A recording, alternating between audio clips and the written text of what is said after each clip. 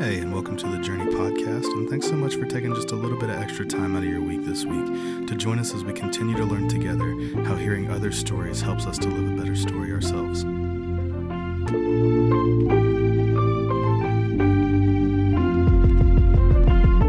Everyone's journey is not the same. Some people know at a very early age exactly what they want to do and who they want to be, and for others, it takes a bit more time just to find out exactly what God's purpose is for your life. Today we get the opportunity to talk to Stef Burns as she tells us a bit about her story and her journey to becoming the youth pastor at Crosspoint Community Church. We also get to talk to her a bit about how impacting the youth of today is so important and what some of the unique challenges youth face today. Thanks so much for joining us. Hey, and welcome back to the Journey Podcast. My name is Eli, and today we have the great, fortunate pleasure of being joined by another one of our staff members here at Crosspoint Community Church. We're joined by Stef Burns. Stef, thanks so much for joining us today. Thanks so much for having me. Yeah, of course. So for those of us who may not know you, or anyone who may not know you, which again, I would be very surprised because it seems like you know just about everybody. How about you just tell us just a little bit about yourself before we get started today?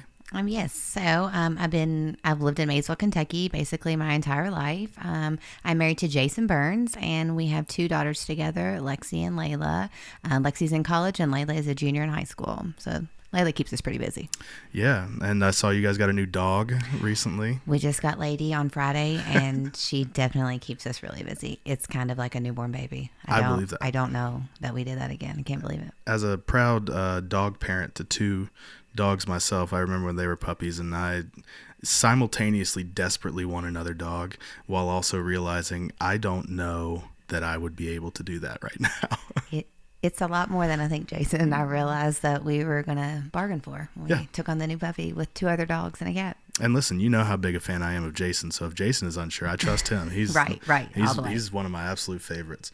Well, Stef, thanks again so much for joining me and just spending a little bit of time with us. You know, I know we talk a lot on this podcast about people's journeys and their stories, just of how they kind of get to where they are in life up to this present day. And so it kind of leads me to the train of thought. You know, I know working alongside you, it's really easy to work with you, and I really enjoy having the opportunity to get to know you and know your family. But I also recognize that as we brought you on, you know, your story is very different than mine as far as how you came to ministry. You know, I know when I had finally come into ministry, I had spent years of, you know, I would go to different churches all the time because I'd be traveling a lot, and I would be touring and doing this and that and the other. And then one day I just kind of woke up and I was like, oh, I'm working at a church now. It seemed like it all happened so fast. Yeah. I would be really interested to know kind of where your journey started with doing ministry. Like where did you kind of feel the pull towards ministry? I always feel like since we established Crosspoint, I was serving in some area. When my girls were really little, I worked back in Kid XP on Sunday mornings, and I was a part of the worship band. But then as they got older, and especially when Lexi joined Student XP in middle school, I really felt the need that, man, I really should go there. And I did. And the very first Sunday that I showed up for Student XP, something about it just, I could never turn away and not come back.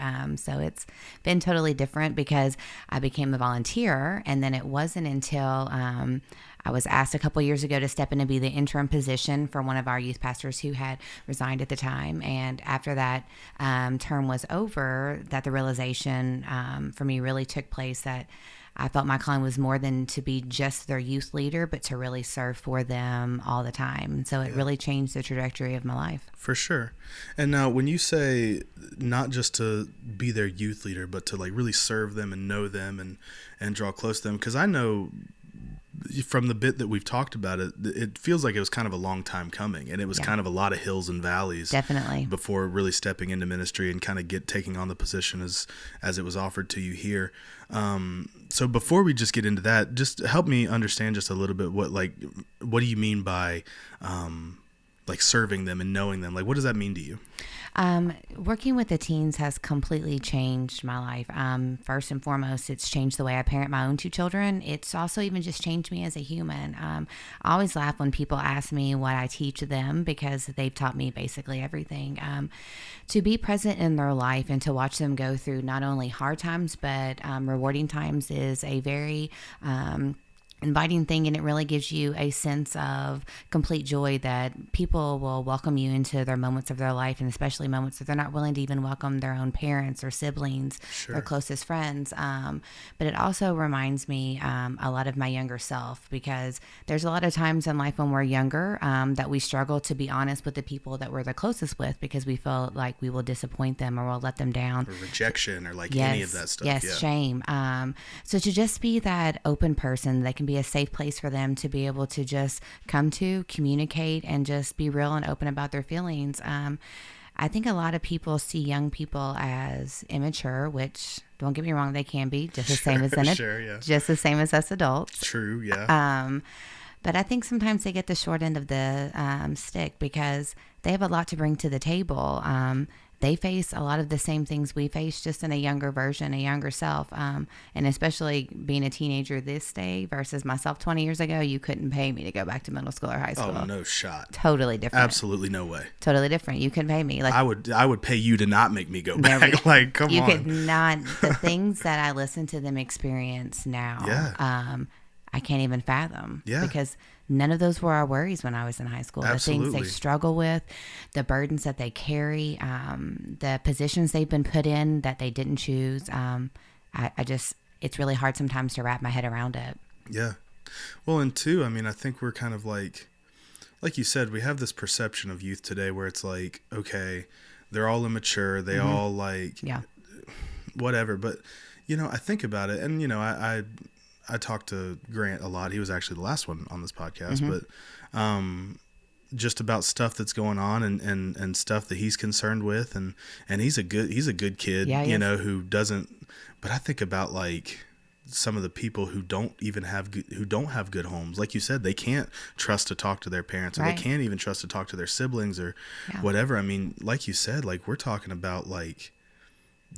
A lot of these teens are kind of being assaulted on all sides as far as like, and at a certain point, and that's what I just appreciate and respect so much about you and all of our volunteers in the youth group is like what I hear all the time. Like the thing I hear most frequently, I feel like, is that you guys provide like a very safe space, which I feel like the youth of today just are so lacking. Yeah. And even in a lot of those spaces, it's not even that they realize that they're in an unsafe space until you realize some of like the psychological toll that it takes being in some of these environments, even just going to public school sometimes. And not to be like, oh, homeschool's great. I mean, I was homeschooled for 3 years, but like going to public school and just seeing like all the negative all the time is just so like, man, it's grieving, honestly, for the youth of today. It really is. Horrible. And then you add social media on top of it. Oh, dude. That's a whole other game changer. Well, and not even just like all like the negative of social media that you see is like, whether it's, any of just like the generally negative stuff, but you talk about like putting a mirror in front of you that you will never be able to live up to. Never. Ever. Never. And it's just like, man, I can't imagine. Like I'm a man, a full grown man who has had a lifetime of experiences, and I'm not saying I'm old by any means, but like I'm not super young anymore, but like I look at social media sometimes and it shakes my confidence in myself. I'm telling you, I have to really sometimes, not even sometimes, like set boundaries for my own self with social media screen time, because I'll like see images, or you'll see like couples on date nights, and then I'll sit and then compare it to my own marriage, which is wonderful, and think, well, I wish we did that. And then I always discount all the wonderful things my marriage is. Unhealthy. And it's so not healthy. And then you look at like a brain, just like if we talk about like truly teenagers and their brains aren't fully formed yet, like what is it doing to them? It's horrible. Man. It sets them up for failure because they automatically start counting the amount of likes, or how many people reshared this, or who commented on this. And if they don't get so many, then they'll either delete it, or then they're afraid people will reshare it. And it's just a really sad world. Then they also make fake accounts. And I mean, the bullying, the harassment, it's a world that we never experienced. Yeah, it's so true. And like you think about it too, like when we look at our role in the church, and now, I play much more of like an individual mentor role. Obviously you help oversee just tons of kids, which first of all, respect to you, because I feel like I would need a nap after every single time. Some days I do take a lot of naps. But like, how do you find, like, what is the best way you feel that you can support them through all those comparisons and through all that difficult stuff and through like the pressure of school? I was talking to Grant about this the other day, maybe a couple months ago, where it was like, dude, they have like career paths in high. Dude, I thought they have to pick it by freshman year. Bro, when I was in ninth grade, I thought, like, I was going to be playing baseball. Hey, like, I thought I was going to a work at living. SeaWorld. I don't even get in the ocean, I'm saying. I mean, I don't. That means, like, when I was a senior in high school, like, I thought to that point, I thought I was going to be touring until I was 45 years old. Like, I thought, I didn't have a clue. Right. Like, I didn't have a single solitary clue. And it's wild, man. And not to, like, like, obviously, if you can get a head start on that and know, great, that's awesome. Yeah. But, like, I just think about the pressure that comes with that, to feel like, oh, man, I'm not living up to, like, the social media standard, the school standard. Obviously, every parent has, like, an idea that they want for their kids. And that's not even necessarily a bad thing. But, like, the pressure of living up to that can still be a lot. Yeah. So how do you feel like, what is the best way to support the youth through that? What I have been trying to do is just to be completely transparent with them about my own things that I struggled with and some of the things they've struggled with at their own age, and then to just basically meet them right where they are, in the middle of their mess, in the middle of the things that they're struggling with, in the middle of things that they're doing well in, because I know that God meets me in the middle of all the things that I'm either failing in or doing well in, whether I'm excited or embarrassed. So I try to be open about that, and I try to remember that I'm grateful for the grace God gives me. And so sometimes I have to remind myself, going into situations, like, be mindful, you make dumb decisions too. Oh yeah. And extend grace to this person right now. They really need it. And so that is my goal for myself and my leaders, is to just basically meet them right where they are, for them to, one, feel seen in this. I think a lot of times they feel like their feelings aren't valid, or that they're not old enough for people to really take them serious. And their feelings are very much valid and real. The things they struggle with are real life issues that really have, take a toll on some of them. Yeah. And that's another thing that I really respect about what you guys all do with youth and stuff, is I really feel like you guys, I think it's really easy as adults, really once you pass that like 21-year-old threshold, you look at someone in high school and it's very easy to like, not even in like a negative way, but to look down and be like, oh, you're just in high school, Yeah. And I think one thing you guys do really, really well is you do everything you can to like even the playing field, right? Yeah. Like I notice you guys do a really good job of like being present and facilitating conversation without making it seem like you do always have all the answers. Right. Because that's not a reasonable standard to set anyway. No. And so I just feel like, I think everything that you guys do, and again, it's just something I respect so much, is that you guys always find a way to point it back to, we may not have all the answers, but we love you. Right. And I think it's telling with some of the, students who may not come or may not have come normally, and then they come a couple times and it's like, oh, well, and then you realize, oh, they've been here for 6 months because we've given them a space that they feel not like a charity case, but they just feel like they're in a place where they can be heard and actually like develop a real relationship. And I think that's what it's all about. And I think that's one way where it really crosses into the intersection of our faith with dealing with youth as well as any other ministry, is like, man, it's all about building relationships and knowing intimately each one of these teens and the individual situations that they're going through. Because there may be some like overarching like thematic elements, but realistically speaking, like each one of these kids has a different thing. Oh, they all have their own story. And the more specific you can speak to that thing,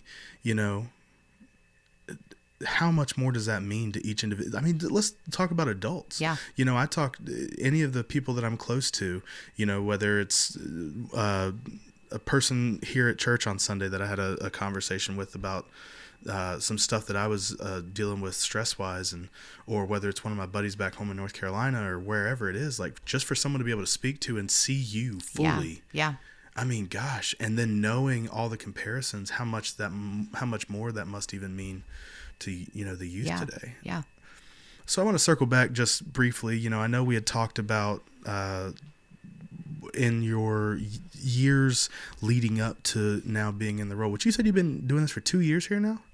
Yes, it'll be 2 years in May. I've been the youth pastor. That's crazy. It's crazy, Time's isn't so it? fast. It does. It's like equal parts. Like, man, that's awesome. Like It's so great. It's so crazy. Yeah. I mean, it's great to work with a group of people where it's like every day isn't like, oh my gosh, I got to see this person. Yeah. But at the same time, it's kind of like, all right, let's slow down a little bit. Like, it's been 2 years. Everything's going super fast, but that's awesome. Yeah.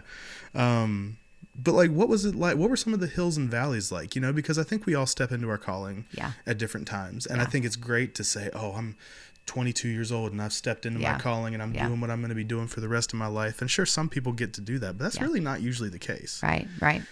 I think for myself, if I was going to be completely honest, when I truly believed that I heard God speaking to me, that me serving for the teens was more than just being a leader on Sunday nights, was the very first DIY experience that I attended. I could only stay for 3 days that year, and it was a 5-day camp. And so on the way home, I felt so disconnected from the fellow leaders and teens. And then the next 48 hours, I constantly spent just texting them and trying to stay updated with if anybody had made first-time decisions, or if people had repented, or if anybody had just been open about the things they're struggling with. And it was like a reminder then that God was speaking to me like, hey, I've called you for more than what you think I've called you for. Yeah. I was a cosmetologist for 20 years. And I felt that is what after so many years of doing it, I felt like, I think for myself, it was just kind of like, well, this is basically all you're good enough to do.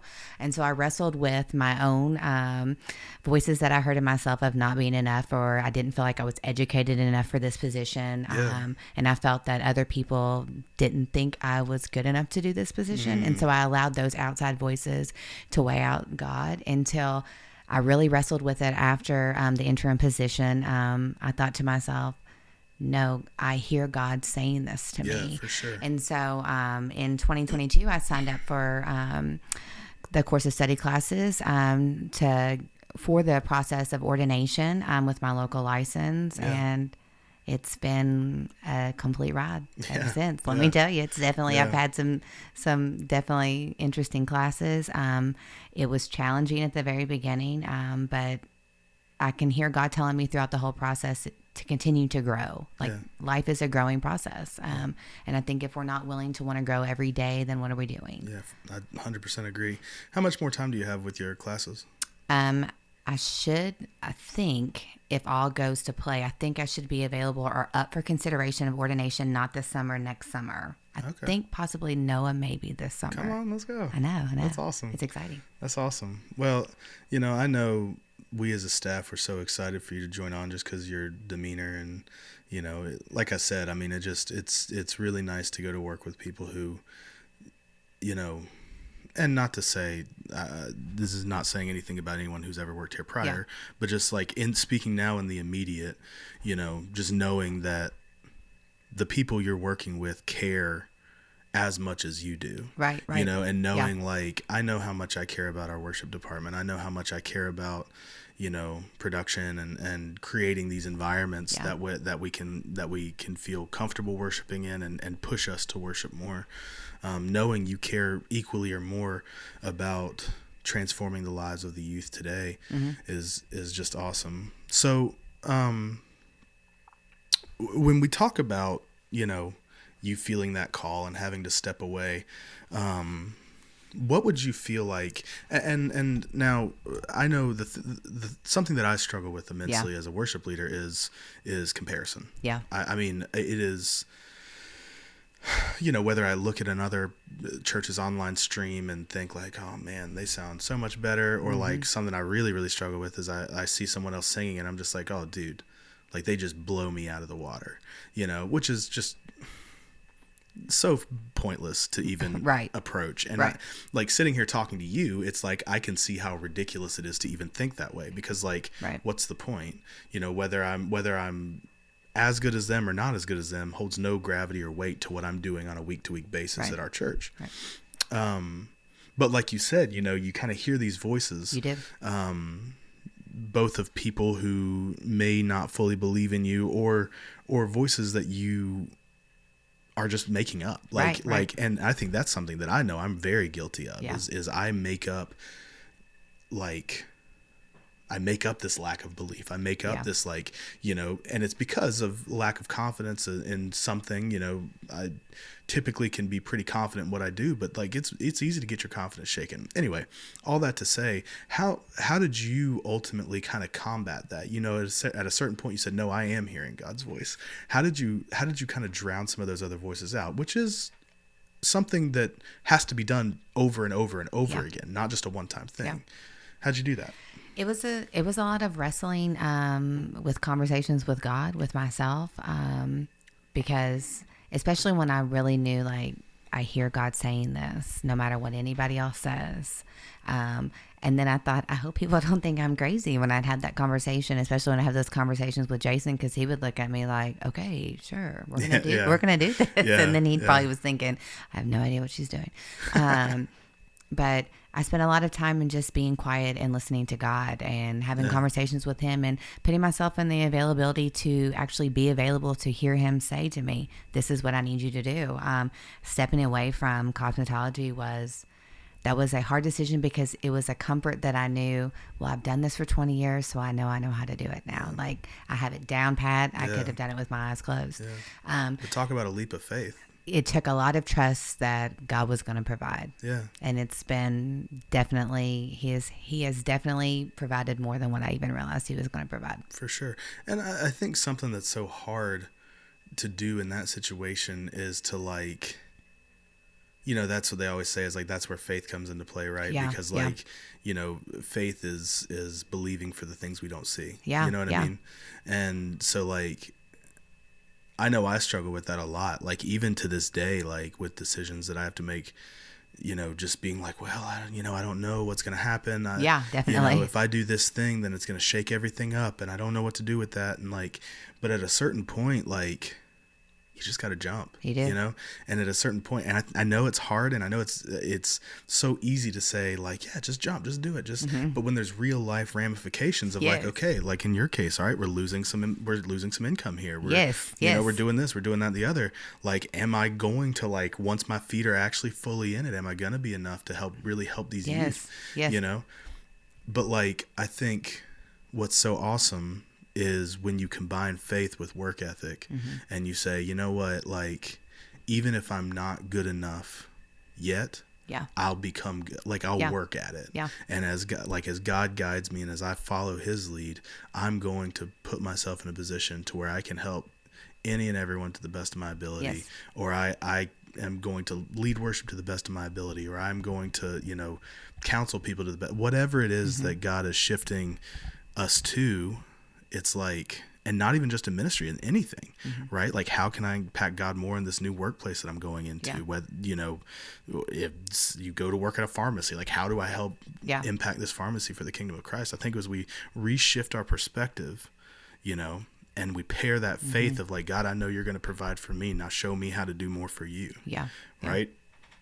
And so, like I said, I just got such huge respect for you and taking that leap, because I was present for a little bit of the back and forth of man, this is a struggle, hills and valleys, but you persevered, and I couldn't imagine anybody better to be walking through life with our teens here in this community today. So I guess last question is as someone who is willing but maybe a bit ignorant on how to help the youth at large, as someone who may be on the outside, what would be one recommendation just to start, to be encouraging or helpful or present, or what would you say is a step you could take, just for anybody listening, a step you could take today to start being more supportive of the youth and being good for them? I think just to, like you said, immediately be present. Our kids are very involved into everything. They definitely keep my schedule busy. They all love Starbucks. They all love a sit down conversation. Yeah. They love Dairy Queen Cafe Cream. Come on. They just want somebody to sit with them and to see them. They want to feel like they are valued the same as everybody else in this world. For sure. So to just show up for them, to be present in their life. If you know they have a game, maybe try to show up for their game. Definitely. Or acknowledge, hey, I heard that you did really good. If you know they're in an academic meet, reach out to them. You notice that their faith is starting to grow in a different level than you thought. Acknowledge that. Yeah. Be present. Let them know, hey, I see you, even if it's sometimes from a distance. Yeah. Everybody wants to be seen. Definitely. They want to feel like, hey, I'm accepted. So just show them that. It definitely is really fun when they allow you into their life. When they let that wall down. Yeah. It definitely is really cool. Yeah, that's awesome. Well, thanks so much, Steph, just for taking a little bit of time to chat with me and share a little bit of your story with us and share how you guys are impacting everybody and all the youth in Maysville. And it's just awesome. You guys are doing awesome. Yeah. Yes. And for anybody who's listening, thank you so much for joining us here on the Journey Podcast. I know we have quite a few backlogged now, and so if this is your first time joining us, then we encourage you to go back and check those out. A bunch of really good stories about people's lives and the journeys they're on, as well as a little bit of discipleship along the way on how we can kind of grow together in Christ. And so, again, thank you so much for taking some time to join us here today, and we hope you join us next.